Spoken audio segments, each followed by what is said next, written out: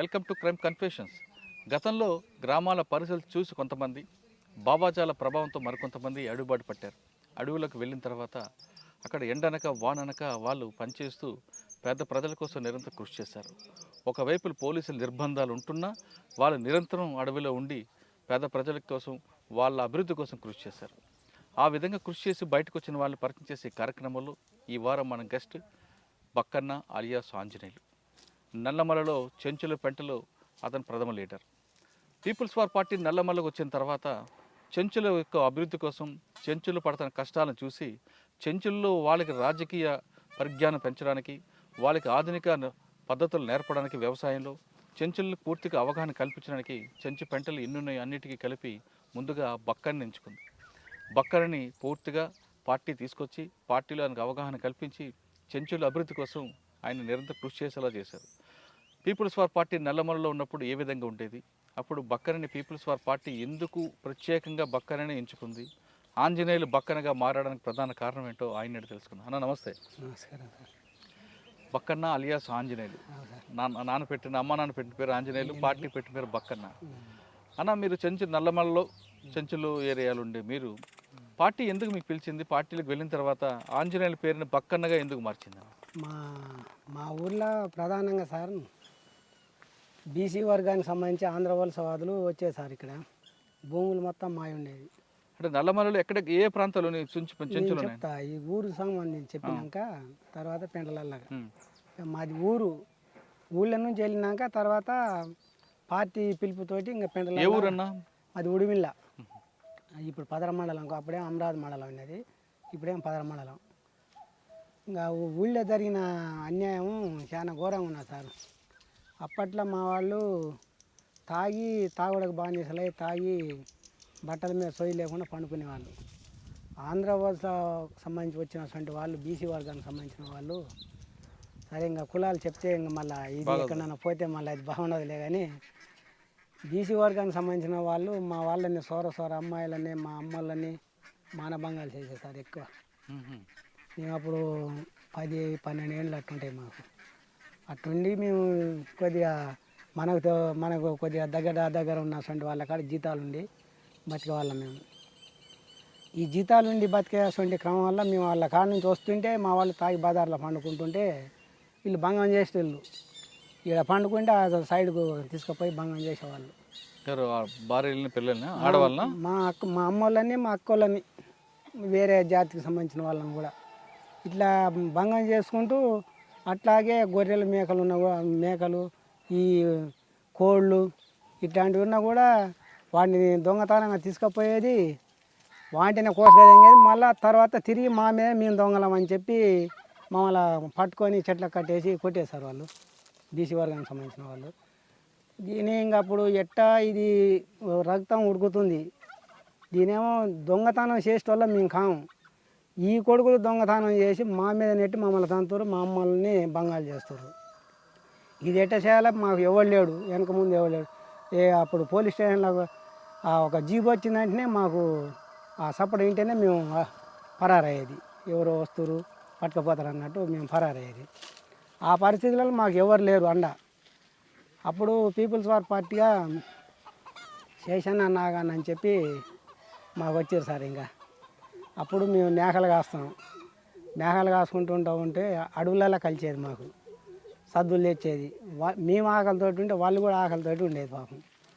దాంట్లోనే వాళ్ళు తినేది, మేము తినేది.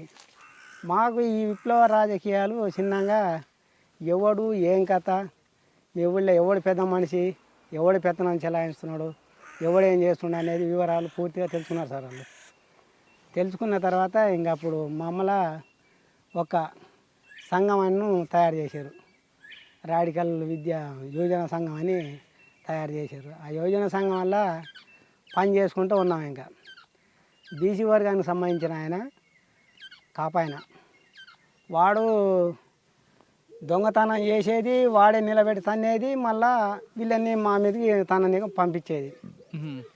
వాని విషయాలు మొత్తం చెప్పుకుంటూ వచ్చినాం పార్టీకి చెప్పుకుంటూ వచ్చిన తర్వాత ఒకరోజు వాళ్ళ మధ్యలో ఇంకేదైనా కానీ ఇంకా సస్తే సస్తం బస్తే బతాం తాడోపేడ తెలుసుకోవాలా అని చెప్పి పార్టీకి చెప్పిన తర్వాత వాని మీద దాడి అనేది చేశారు. పార్టీ వాళ్ళు వచ్చారు, మా సంఘాన్ని పెట్టారు.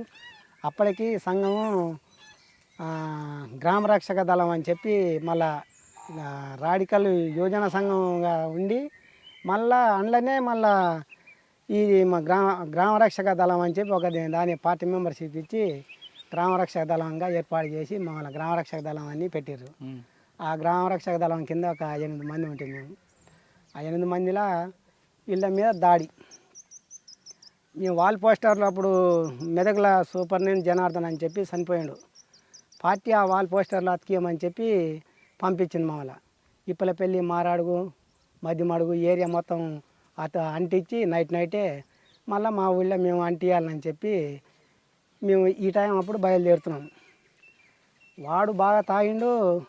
మా మామనే సొంతం దగ్గర, మా మామకి 2 పెండ్లాలు తాగి ఉన్నారు. వాడు బీసీ వర్గానికి సంబంధించిన వాడు, బాగా దాదాలే వాడు, ఇప్పటికి ఉన్నాడులే కానీ దాదావాడు. వాడు ఆమె మీద ఇద్దరు కలిసిమెలిసి ఉండరు. మా మామ చూసి ఇద్దరు పట్లు పడుతురు. గొడవ వాడు తనడం, ఈయన తనడం, వాడు తనడం, ఈయన తనడం. ఇదే సందర్భం టైం వల్ల మేము వాల్ పోస్టర్లు వేసుకుంటూ ఆడిపోయినాం. పోయటానికి ఇది అవుతుంది. ఇంకా వాని సంపాదనే మాకుంది. మా మామ మీద వీడు ఫైటింగ్ చేస్తున్నాడు. మా దాంట్లో ఒకడు ఉన్నాడు, మా మావుడే, వాళ్ళ మామ సొంత మేనమామ వాళ్ళకి. రాయి తీసుకొని రాయి లేపాటి తలకాయ మీద వేస్తే వాటి తలకాయ అన్నాడు. వాడు బతికిపోయాడు. ఇంకా తర్వాత వాళ్ళని మొత్తం తోలుకొచ్చాడు సార్. ఇంకా తోలుకొచ్చి బరిసెలతోటి వాటితోటి మొత్తం మాకు తడికలు ఉండే మత్తు వేసేది, మత్తు మీద సామాన్ అవి పెట్టుకునేది. ఆ బరిసెలతోటి మత్తు మీద ఉండేమన్నాడు. బరిసెలతోటి గుద్ది మా వాళ్ళని తన్ని, మా వాళ్ళని బంగాలు చేసి బియ్యంగా వరిగలు ఉండి అప్పుడు వరిగలు, జొన్నలు, సద్దలు వీటన్నిటిని సిలిండం భంగం మొత్తం చేసి మమ్మల్ని అందరినీ పరారు చేశారు. ఆ వర్గానికి సంబంధించిన వాళ్ళు. మేము పరారైనాం. పరారైనాక మళ్ళీ వీళ్ళని తన్నాలా మేము పోవాలని మళ్ళీ మేము పోయినాం. అయినా మేము తక్కువ సంఖ్య అయినాం, వాళ్ళేమో ఎక్కువ సంఖ్య మమ్మల్ని పరారు చేశారు. పరారు చేసిన తర్వాత పార్టీ అక్కడ మారాడికి వెళ్ళి అక్కడ నుంచి మళ్ళీ మాకు వెళ్ళి వస్తుంది. ఈ విషయం ఫలానోళ్ళని ఉడిమిళ్ళ వాళ్ళని ఇట్లా కొట్టిరంట, చేసిరంట, వాళ్ళు సాగు బతుకులలో వెళ్ళిపోయారంట అని పార్టీకి తెలిసింది సార్. ఇంకా మా కాడ కత్తులుండే, గ్రామరక్షక దళం కాబట్టి కత్తులుండే, బాంబులుండే, ఇవన్నీ ఉన్నాయి. ఆ బాంబులు మేము బాంబులు ఉపయోగించలేదు. ఏమైనా కత్తులు చైన్లతోటి వాళ్ళ మీద దాడికి పోతే మా గీన్లు మొత్తం గుంజుకున్నారు, మమ్మల్ని పరారు చేశారు. పార్టీ అక్కడుండే వాళ్ళ కత్తులు, వాళ్ళ చైన్లు ఏవైతే ఉన్నాయో వాళ్ళకి ఇస్తేనే సరిపోయింది, లేకపోతే మీ ప్రాణాలు పోతాయని చెప్పి హెచ్చరిక చేసి వాళ్ళకి పంపించింది. మా కత్తులు, మా చైన్లు అన్నీ ఇచ్చారు. ఇంకా ఊళ్ళో ఈ మమ్మల్ని అయితే ఎవరైతే కొట్టారో వాళ్ళందరూ పరారయ్యారు. మేము ఆడి పరారు, వాళ్ళేమో వాళ్ళ ఊర్లాగా వాళ్ళు పరారయ్యారు. వాళ్ళు నమ్మలాగా ఉన్నారు. ఆ సమయంలో మళ్ళీ నమ్మించి 1 నెల పాటు మమ్మల్ని పార్టీతో పాటు తిప్పుకుంటూ నల్గొండ కృష్ణపాటి దళం అని ఉన్నది సార్. మమ్మల్ని సాకల నరసింహ అని ఒక ఆయన ఉండే, మా కోసం చాలా ప్రయత్నం చేసేది సార్. మా లీడర్ ఆయనే.